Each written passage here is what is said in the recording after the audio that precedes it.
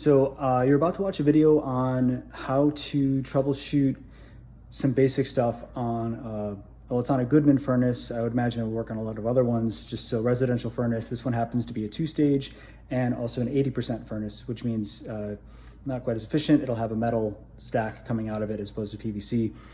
But a lot of good stuff, I think. There's information I wish was on YouTube, so since it wasn't, I made this video. If this video helps you, please do me a favor, maybe return the favor, and go ahead and subscribe to my channel. Even if there's not a lot of stuff on there that's of interest to you right now, you know, I mean, I'm always adding new things, and I can't live stream until, at least not from a mobile device, until I have 1,000 subscribers. And so that really limits what I can do when we're out at racetracks, when we're doing field stuff with data analytics, tying that into race cars, tying that into AI, tying that into a lot of different things that are of interest to me and things that we do professionally.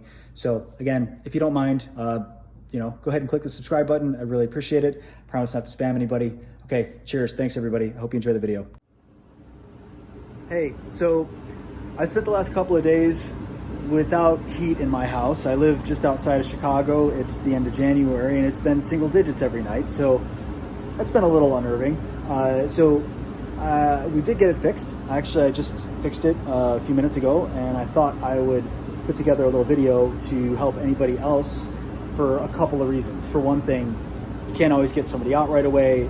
Another, I had an experience with an HVAC company that I think, let's say, was taking advantage of the situation, and I actually had to tell them to leave my house. And I just thought maybe, you know, for the good of everybody, I would show you all what's going on here. So I've got a Goodman. It's a 2-stage furnace. It's an 80% furnace, and you can tell that because it has a metal connector or the metal exhaust line here, not PVC. That would be a 90%. But anyway, so it crapped out the other day, stopped working. I was getting just, there's a code that you'll see if you look at the board. You can usually look through this little porthole window that's on the bottom, and it was just flashing 1, 1, 1. Now, the funny thing is, on the instruction manual, and nowhere online did it say, nor on YouTube until I guess this video, that's the speed of the flashing. So I couldn't tell if the sequence was telling me 7 or 1, because, you know, how quick is a flash? What's a number count and what's just a total? So the newer boards do say this, by the way, and it'll be, the flash is about a quarter or half of a second, and then there'll be a 2-second delay. So if you see like flash off, that's 1 versus bing, bing, pause, bing, bing, pause, that would be 2. So keep that in mind, and then that'll help you to do some troubleshooting. That being said, let's take a little look here. Now, the furnace is running now. As we can see, there's gas coming out, and my house is getting warm. Very happy about that, as will my fiance be when she gets home. So we went through, I called an HVAC company. They came to the house. My furnace is under warranty. They diagnosed it as being a problem with the board. So they replaced the board, and immediately afterwards, they're like, oh, it's not the board. Or maybe it was the board, but we think it's the gas valve too.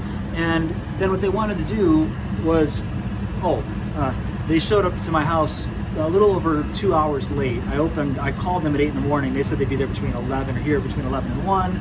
They showed up at like 3:15, did some troubleshooting, decided it was the board, and then drove to a place that's kind of far away, oddly, as opposed to the Goodman facility, which is like 8 miles from my house. So anyway, kind of weird stuff. They come back, change the board's not the problem. Now we need to go get a gas valve. Oh, and the distribution house, they say it's closed, and they're going to charge $300 to get the place open. They want to charge me another travel fee to go get the part, and then on top of it, even though my furnace is under warranty, then they were going to charge me to replace the gas valve. I did pay $480 to have a system board replaced in this furnace. I'll never do that again because it's really easy, like embarrassingly easy. Don't ever do that. So yeah, way to go. Anyhow, then to change the gas valve, they wanted another $650 in labor to change the gas valve. Now that, if you don't know better, you might think, I don't know, natural gas, probably don't want to do that. I will say, if you're not comfortable with working with gas, if you're not familiar with what you're doing at all, call somebody who is. Probably don't take that on by yourself, because yeah, I mean, you know, you wouldn't want to hurt yourself. But I'm just going to show you something. That is the gas valve. This gas valve has one easy connection right here. You unplug, and this guy has a line here that goes up into a feed. In my house, this goes to a T valve right here. So if I turn this off, hopefully you have something like this. You turn the gas off at your house, and if you have an easy one, boom, turn it off. Then you can disconnect if you have a quick connect valve like this or whatever you do. Loosen this guy up. This tube would come off, this piece of pipe would come out of here. And then this guy, you might need a wrench, you might be able to do it by hand. Screw this thing out after having unplugged the main cable. That then takes the gas valve out, you put the new one in, you put the tube back in. There's something called, they call it pipe dope or pipe putty that you want to make sure you put on, and so you're going to do with that. So when you're working with gas lines, it's really important to use this, because that seals the connection and makes sure that you don't have any gas leaking out anywhere. You can get that at Home Depot or Lowe's or whatever for a couple of bucks.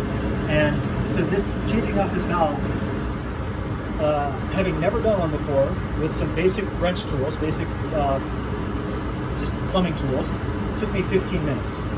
So plug in the new connection. This one did have a little adapter because the part was new. And I had to go get this. I called a friend who has an HVAC company. He put in a call to an HVAC supply store for me so that they could give me the part under warranty. But this thing on Amazon, $80. So you can also get one from there. So yeah, so change this guy out and then connect your pipe. Make sure you're tight up here. Make sure your seal gasket is nice and is also connected and has some pipe dope in there as well. We'll show you what that kind of looks like. There's a couple different options. Turn your valve back on, and then you would presumably get going here. Now, I do want to say one other thing, by the way. So pipe dope, if you don't know what that is, it's something like this. They'll have another one that's like in a bluish container or blue-green container that is less gritty. Some folks like to use that more. Be careful though, there are ones that you might mistakenly grab that are for PVC. It says not for gas. Don't use the PVC sealant. If they look the same, not the same. Don't want to use that one. Anyhow, so I put in the new gas valve and I was doing some testing with my voltmeter, handy dandy, you know, $15, nothing special voltmeter. When you use one of these guys, if you're doing any kind of testing, if you want to check it, you would move it over to the AC, like right there where it says AC. Hopefully get that into focus. Yeah, okay, or whatever, close enough. And then you take your leads and you can plug it in to the, on the valve side. If you take a look, you can see something there that says I, C, and M.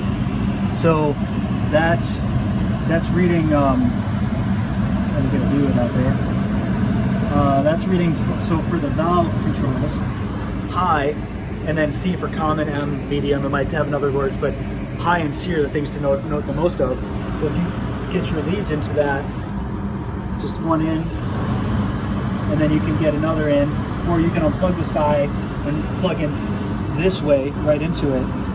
Then when you turn it on, your furnace, if it's unplugged, you're not going to have gas running. Obviously, the valve's going to be shut. But what you'll see is when the little heater element that's inside of there, that's by the flame right now, it'll start glowing bright orange. And then you'll see the reader, this guy, will go to 24. It'll go to 24 volts. And right now it's just reading like basically just interference. But you'll see it hit 24, maybe just for a moment. That's okay. That's what you want to see.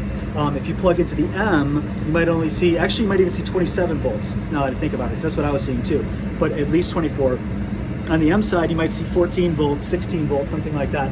That's okay too. So that'll tell you you're getting power. If you're getting power here, check this before you call the HVAC company for help. If you're getting power here, your board's not bad, because the board is what controls this. The fan's running, it's done all of its checks, it's ready to send gas. So save yourself that call. Yeah, so anyhow, I did all this stuff. I checked all the lines, not running, wouldn't work. I was getting power right here to the feeder, not running. So Well, I have a little video of this. You'll see like a clip, and then I'll add it in.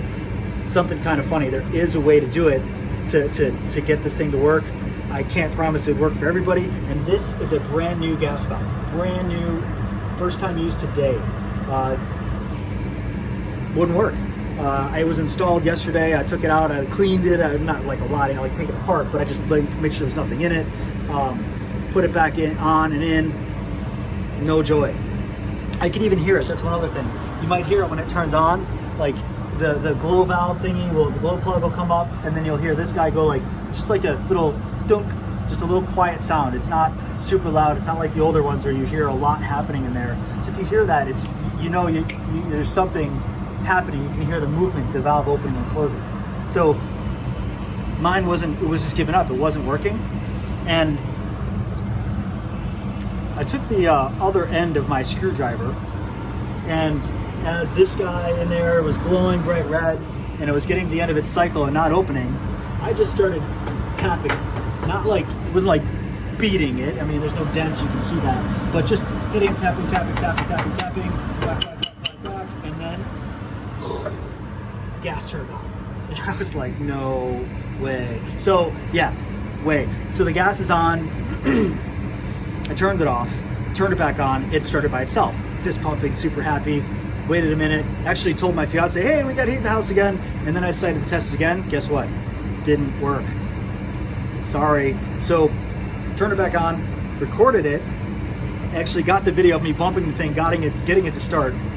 And now, because it's like 5 o'clock and all the supply houses are closed, I am going to let my house heat up because it's damn cold in here. And I'll look at this again tomorrow in the morning, turn it off and back on. Perhaps this thing just needed to get some gas running through it to kind of get itself cleaned out. I'm not really sure. But the moral of that story is, if you're getting 24 volts right here at this guy, plugging into high, see if I can see that here.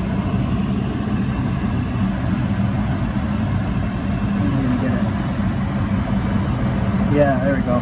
So if you're plugged into high, which is the top one, and then you're plugged into the C with your voltmeter, and you see 24, it's not going to be all the time, but for like a moment when the furnace is trying to start up, you've got power.